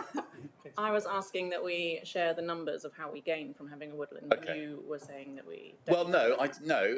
As on a case-by-case basis, so when we have it, we absolutely will do it, because it will probably come to this executive for us to agree it, and we all know that we've got to try and get Nikki to think it's a good idea, which is going to be a struggle. I'm irrelevant in all this because you'll vote against me anyway. So. No, Bernard, then I'll come to you, Victor. Yes, just a quick one on the flailing. 1st of March is the last time that farmers are meant to flail hedges. If they go beyond that, that's on the internal hedges. External against the road, that's for traffic safety. So you can do that kind of any time. But if they break that rule, they lose all the grant money that they might get from DEFRA, because that's a DEFRA rule. So they're very careful. Sometimes when you enter into schemes, I did when I was farming, that I only flailed every 2 years. So that might not be relevant now, but that's what I want to say on that. And as planning, and Mark will know this as well as I do, or better than I do, that we try to protect as many trees as we possibly can. And when it comes, I mean, I've been involved in one just recently when somebody got a Class Q, and that was, a barn was right next to an old oak tree, I mean, they don't. You can plant as many as you like, but we won't see them grow up because these trees are sometimes 150, 200 years old. So they need protecting. And I think because the tree officer overruled their request. I mean, they've come back to me with a bit of verbal, but that doesn't matter. But they knew what they're getting, but they should never got a planning application through in the first place, if you see where I'm coming from. But because of Class Q, they did. So just to clarify on the flating bit, really, that was what I want to come back. Thank you, Bernard. Thank you, Bernard. Victor. Yes, thank you. Just to pick up what you were saying earlier, Councillor Brazil, that the police will come to towns and parishes, although they're so caught for time. We don't see them so often, but we do get a report.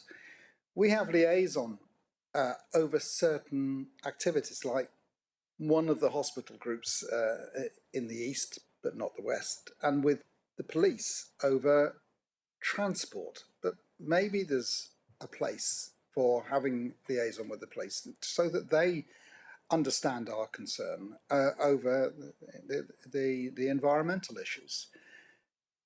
I've never talked to our police about those issues. But maybe we could pick up from this document and have a different approach, and maybe have a liaison person with the police regionally, or maybe it's something we can do through all our towns and parishes when we do get to see the police. Yeah, no, I do think it's an area that needs to be strengthened, and we need to show that we take it seriously. And thanks to Rob's document, I mean, it does show that we do, and it may be that we need to have that. I think let's see how it goes. Good idea about if you get a police officer. I mean, I'm afraid to say that we don't see the police at all at any of our towns and parishes anymore, which is very disappointing. You do. Well, Malden, I mean, it's a dodgy place, Malden, I'm not surprised. No, of course not. No, I mean, well, that's good that you do, Sam, and I think that I'm sure there are issues now and again that will come up on the parish council, maybe a hedgerow that's disappeared or whatever. I mean, that's a criminal act under the Wildlife Act, isn't it? There are specialist police, aren't there? Yeah. Yeah. But I mean, on the rare occasion that we have, I've been very disappointed, I have to say. And look, they're crowing. I know that the police resources are stretched, but they've got a windfall from second-hand council tax as well, and they say that they're going to get more police on the beat. Well, most of that second-hand council tax money comes from us, from our area, and so hopefully we will see some benefit from that. Anyway, I digress a bit. Any more on this, Mark? Thank you, Chairman. I'll start off by saying about the hedgerows. Obviously, they are considered important. The tree, the tree aspect, and as Nikki has pointed out, it is, a big issue, but it's the legislation or the lack of out there to protect. If trees are in a conservation area, if they have TPOs, they're protected. If they're veteran trees, they're protected. But the majority of trees that are out there do not have any protection, so they can be felled. So it's the legislation, and I'd prefer it, sort of that almost the aspect of trees are protected and you have to apply to have them felled. I'd prefer legislation, but I don't think any government wants to sort of grapple with that. But I will say that there's been a lot of talk about hedges, which is important, very important, particularly in the landscape that we have here. And it is an issue, and it's an issue that's been taken up by the Tree Water Network, talking to various organisations such as Farming and Wildlife Advisory Groups and others. And it is something that this year the network are looking to try and start sort of discussions, involvement of various landowners, land agents and others about the process of flailing, maintaining of hedgerows and sort of taking those steps. But obviously the funding issue comes out for farmers in maintaining hedgerows, and this sort of hiatus where funding was pulled and is only just coming back, could lose us a year. on this, but there is a lot of good work being done out there by various groups to look at hedgerow trees and the hedges and hedgerows within Devon. So it's not all doom and gloom, but certainly the voices out there are saying that the amount or the extent of flailing this winter seems to have been very heavy and very excessive, and there are various reasons for that. But going back to the plan, I'd like to thank Rob, Lee Marshall, and all the various officers involved in pulling this together, and also those other organisations who have been involved in having input. You know, Woodland Trust, Devon Wildlife Trust, Forestry Commission, National Landscape. They've shaped a document which I think this council can be very proud of.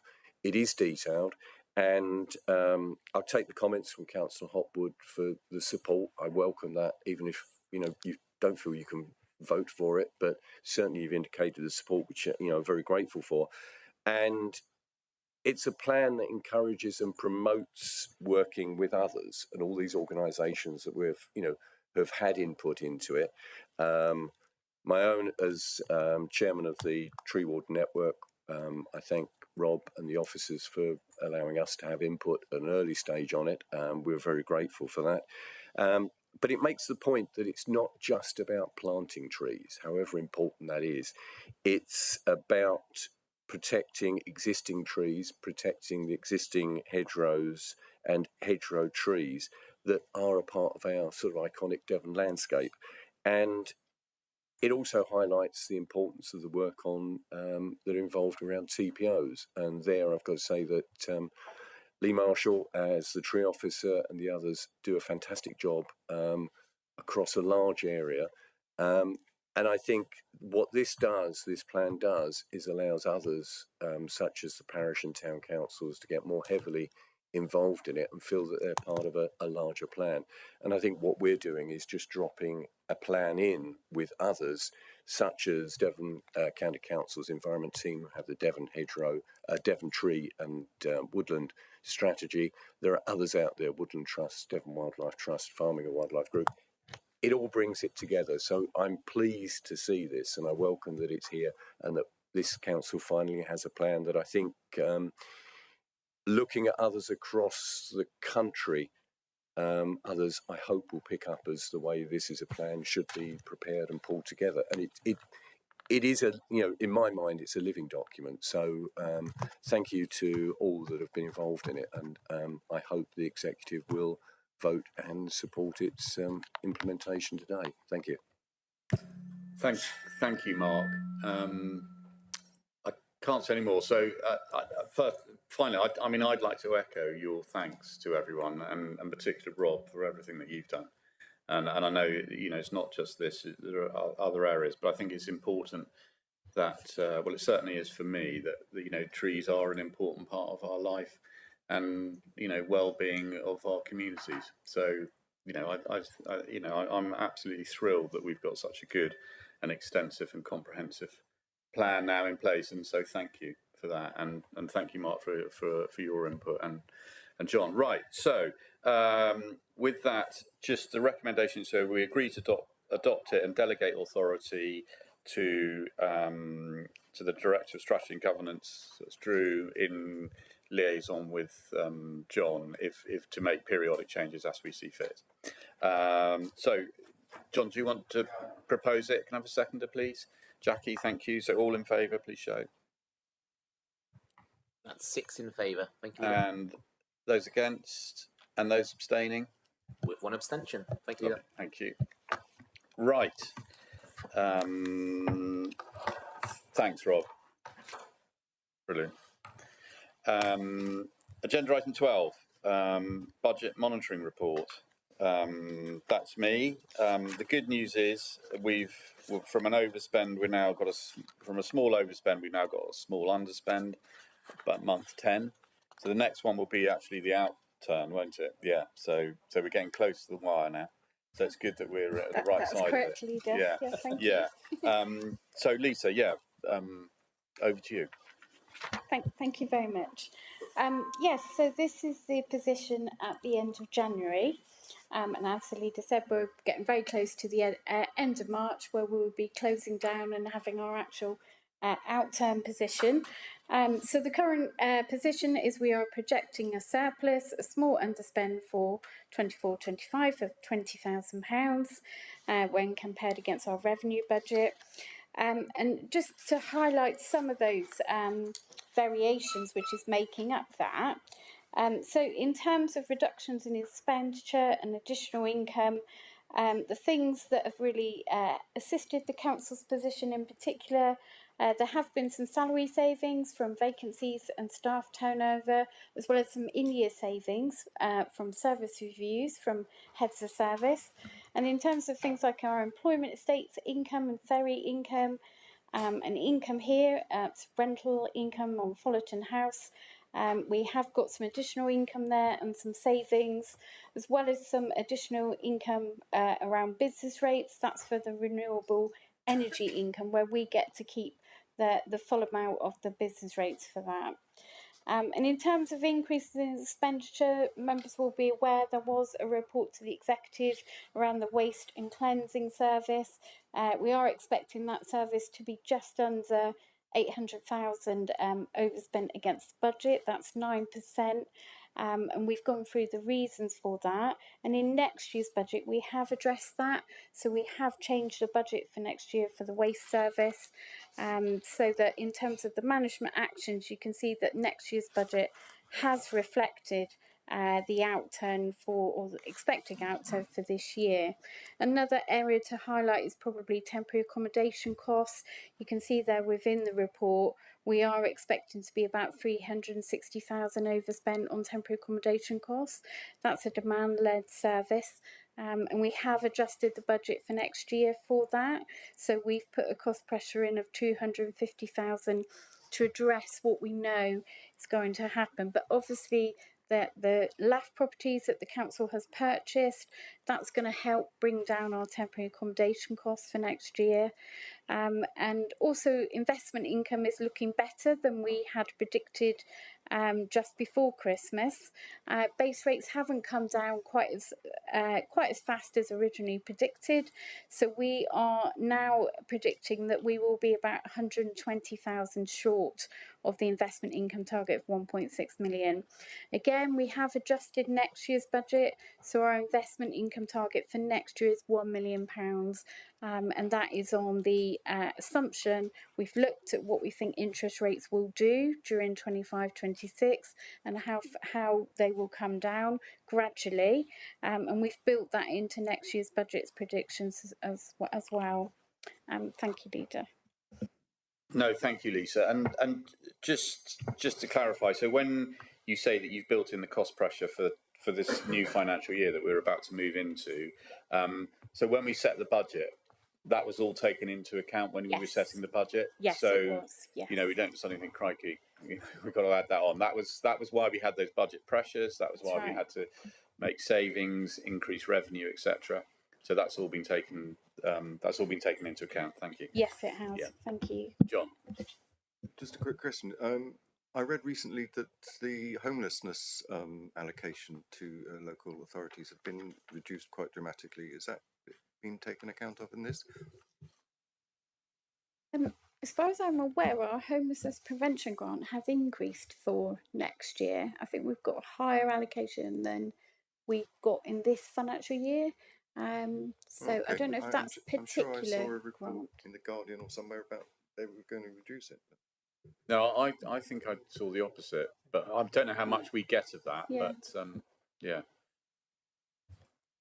But we'll adjust it again. Yeah, I mean, you know, the whole point about the budget monitoring is that as it goes ahead, we will see, and then it's a demand-led. You know, we don't know, we can't predict with any certainty what our bill for the homelessness is going to be. So, I mean, that is one of the sort of, you know, estimates that we have to make. But I think, you know, from the fact that we've got a small, you know, at month 10, we're looking at a small surplus of 20,000. You know, over on a budget of 13, net budget of over 13 million is the estimates have been pretty good. Obviously, some of them are up, some of them are down, but overall, you know, pretty good. So congratulations to Lisa and her team on that. And any other, Denise? Yeah, just following on from what John said, there is the housing trade magazine Inside Housing is saying, I haven't seen the detail of it, but they are saying that rural authorities are set to lose out on homeless funding. I haven't seen the detail on that. According to the district council's network, apparently. Smaller councils facing significant homelessness pressures could lose millions of pounds in vital homelessness prevention fund. So it's could. Yeah. Under government proposals, analysis by the district council's network has found the homelessness prevention grant, which is what you mentioned, Lisa, is being recalculated using a new formula to ensure funding is allocated where it's needed most. London boroughs are set to receive average increases of 10%. However, many rural and coastal communities face substantial cuts. It's set out in a consultation. It sounds like it's all theoretical at the moment. So, it may be that is for for 26-27. Yes. Because I think we have had a provisional allocation for 25-26. And from memory, it is higher than what we've got in 24-25. But it could be in future years because we get that grant every year. Yes, because the trend with the other grants is the money went to the Midlands and the London, the northern councils, didn't it? That's right. That's recovery grants, whatever grants, whichever grant it was. So it sounds like that might be, but don't be the voice of doom and gloom. That might not happen at all. You're doing a good job, Denise. But it's all going to go horribly. But just I read the same thing you did.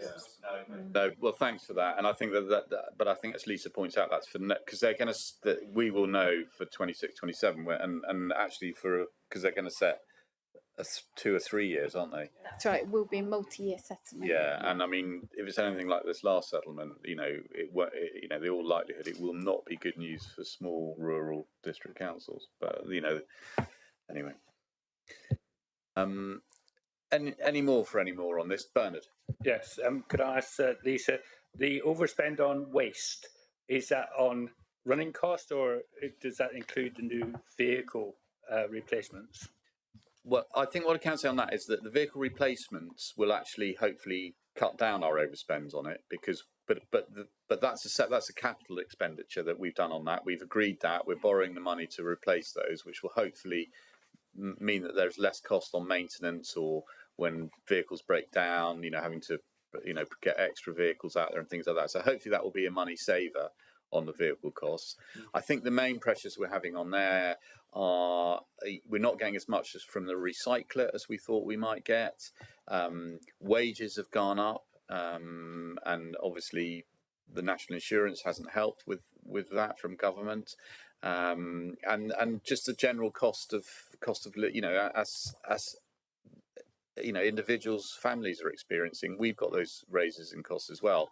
But I mean, the good thing is we've understood that we didn't have enough this year, so we've had to borrow that extra money or take it out of reserves. But this next financial year, we've built that into our 600,000, I think, is it more even? So we've built in the cost of borrowing 3 million for the waste vehicles for next year. And yes, in terms of waste, it was around compliance with the Environment Act and moving to the Devon Line scheme, which obviously we've got a weekly food waste collection and the National Pay Award, as well as inflation and recycling prices. And actually, looking back at it now, we've actually built in £750,000 extra for this financial year that we've just passed the budget on. So Thank you. Any more? No. Well, it's my report, so I will. So we're just noting it really, and hopefully we can keep on the same trajectory for the outturn in a couple of months' time. So thank you, Lisa. So it's just for noting, so we don't really need to propose that and second it, but we all noted it. Well noted. Good. Thank you. Right, so the next agenda item is the capital programme monitoring report. As I said, there are some figures in here which are commercially sensitive, so if people want to discuss those, we need to do that and divide the agenda. But hopefully we won't need to. You'll see it's all part of agenda. I mean, I think it's Appendix B. Am I right? I think that's the one that's restricted, isn't it? Yes. Yeah. Everything else we can discuss in the open. So,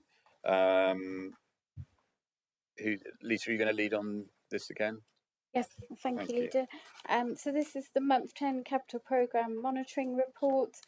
So our capital expenditure for the first 10 months against the profiled capital budget was just over 4.4 million. So that was 62% of the profiled budget of 7.1 million as at the end of January. So the main reason that the capital programme is underspent in comparison to the profile is around we have a government grant allocation of £990,000 for the homes upgrade grant, that's HUG funding, and that will be spent in the latter 2 months of the financial year as those grants are approved. So what we will see is our spend for the homes upgrade grant significantly increasing towards the February and March time, and actually we have April and May to also sign off those HUG funding, so that all of the work has to be done by the end of March, but we can actually pay the bills for those in April and May in terms of our government claim for the homes upgrade grant. We also have the third tranche of the local authority housing fund. We've got the sale has completed on 2 properties. A further 2 properties will be completing shortly before the 31st of March year end. And the council will be looking to purchase a further 2 properties after April, and that will complete our local authority housing fund 3 commitments. Thank you, Leader. Thank you, Lisa. Members, any questions, queries? No? In which case, it's another noting exercise. Sorry, Denise, you want? I hesitate. Just out of interest, is the free port in this at the end of it somewhere? Yes, that is part of the part 2 exempt papers. With all the uncertainty over what's going to be happening with local government reorganisation, what's happening with our plans with regard to the borrowing, the £3.5 million? Is that just staying put for now? Yes, the intention at the moment is still for the council to proceed with that and borrow that. Okay. So that has been factored into our treasury management strategy, capital strategy and investment strategy. Those are 3 strategies that the Audit and Governance Committee will be considering at their meeting this afternoon. So that is part of our capital expenditure projections for next year, 25-26. All right. Okay, thank you. Yeah, no, it's good. It is coming up at the Audit and Governance this afternoon. So it's certainly something that I hope that they will have views on about that. Yeah. Right. And any other questions, queries? No. It's another report just for noting. So is that all noted? Thank you. Thank you, Lisa. Right, over to the debt write-off report. It's all there. Jenny, good to see you. If you want to just go through it, that'd be great. Thank you. Yep, thank you, Leader. So this is the standard debt write-off report, which will now come to executive quarterly, as we'd like to keep a tighter control on team performance. The report covers the period the 1st of October to the 31st of December 2024, and the total amount of debt to be written off is £113,663.03. To note that the number and value of write-offs over £5,000 are reducing compared to previous quarters, and members are asked to approve the write-offs detailed in Appendix A. I'd also like members to note the progress that the team are making in collecting prior year arrears. It's important that we also collect arrears as well as improving our in-year collection performance. And I'm really pleased to see that we are starting to make some quite significant strides in that regard. Just as an example, a further £281,000 in council tax collected during that quarter. So I think just in terms of a bit of balance, obviously we only bring forward write-offs. We only write off debt when we have no other option than to write it off. But also we are making considerable strides in actually collecting other income owed to us. Happy to take any questions. Thank you, Jenny. Members, any questions, queries? Again, I should have said that there are some sensitive matters within this paper, so if you want to go into that, we would have to divide the agenda. Nikki. Yeah, thank you. I mean, we've got to, give this service some credit here, because I've just been, 3.23 and 3.24.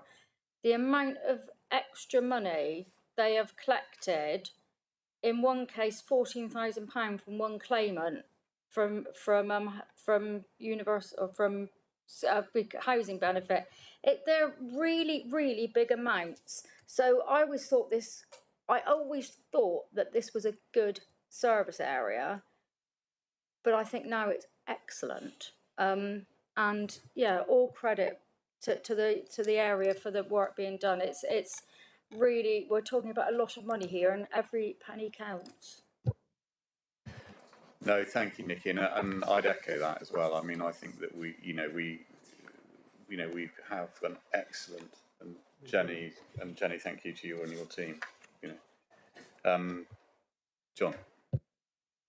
Yeah, it's just a question. I mean, yes, it is excellent, and it's good to see. But the report doesn't mention how the cost of collection and how much is, or does it? Maybe it does somewhere. In terms of who picks up which proportion of the write-off? Yeah, the cost of actually collecting this money and going out and pursuing the people that haven't paid, and basically the cost of collecting it over and above people that normally, the normal collection costs. Yeah, I can answer that. So, I mean, obviously, we are a big service area. We have quite a significant staffing budget to enable us to do that. But in terms of enforcement agents, for example, where we're just entering into a new contract or two new contracts, that's actually a free service to the council. So it's really just the cost associated with our own staffing costs, essentially. No, thank you for that, Jenny. Right, any more questions, queries on this? I am happy to propose the recommendations, that we note the write-off and approve the individual, the write-off of the individual debts totalling £41,826,000. £41,826, I should say. So are you happy? I'll propose that. Can I have a seconder, please, for that? Jackie, happy to second. All those in favour, please show.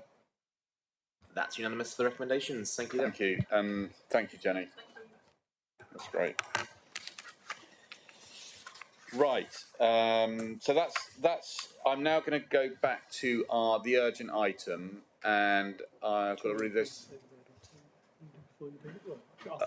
Okay, so to consider the following resolution to exclude the public and press, that in accordance with section 100A(4) of the Local Government Act 1972, the public and press be excluded from the meeting during consideration of the following items of business in order to avoid the likely disclosure to them of exempt information as defined in paragraph 5, part 1 of schedule 12A to the Act.